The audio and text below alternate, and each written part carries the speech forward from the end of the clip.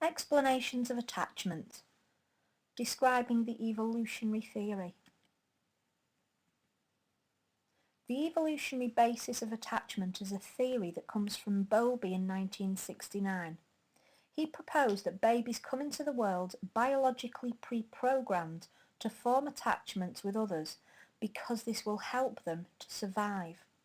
There are three parts to Bowlby's theory. They are innate programming, the critical period, and the continuity hypothesis. All three parts together make up Bowlby's evolutionary basis of attachment. Bowlby was influenced by a researcher called Konrad Lorenz, who proposed a theory of imprinting in 1952 with non-human animals, specifically geese. Lorenz took one clutch of geese eggs and separated them into two groups. The first group of eggs was left with their natural mother, and the other group of eggs was put into an incubator. When the eggs hatched, the first group saw their natural mother, whereas the second group saw Lorenz. But then even when Lorenz put all the chicks back together with their natural mother, the goslings who had first saw Lorenz started to follow him and not the natural mother. Bowlby was influenced by this idea and developed the first part of his theory called innate programming. He suggested that babies have instincts like crying and smiling that encourage the caregiver to look after them. He called these innate behaviours social releasers because the purpose of these behaviours was to release the instinctive behaviour in adults.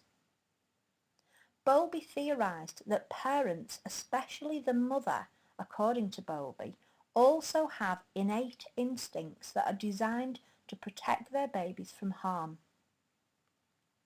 The second part of Bowlby's theory is called the continuity hypothesis, and this describes the internal working model. According to the continuity hypothesis, the relationship we have with one special attachment figure, according to Bowlby, the mother, gives an infant an internal working model of relationships. This model is then used for the rest of a person's life and influences future relationships. This is the continuity hypothesis. For example, in securely attached children, they develop a positive working model of themselves based on feelings of security from having a sensitive and emotionally responsive caregiver. However, children who have insecure attachment can develop either an unworthy or a negative self-image in terms of their working model, and they often exaggerate their emotional responses in order to gain attention. The third part of Bowlby's theory comes from the critical period. Bowlby suggested that if a child does not form an attachment before the age of 2.5 years old, then it would not be possible thereafter. This is, according to Bowlby, the critical period for attachment. And it follows from the assumption that attachment is a biological and innate process. From this knowledge of Bowlby's evolutionary theory of attachment, you should be able to answer some short exam-style questions. They are: outline one explanation of attachment, briefly outline the evolutionary theory of attachment, and describe Bowlby's theory of attachment.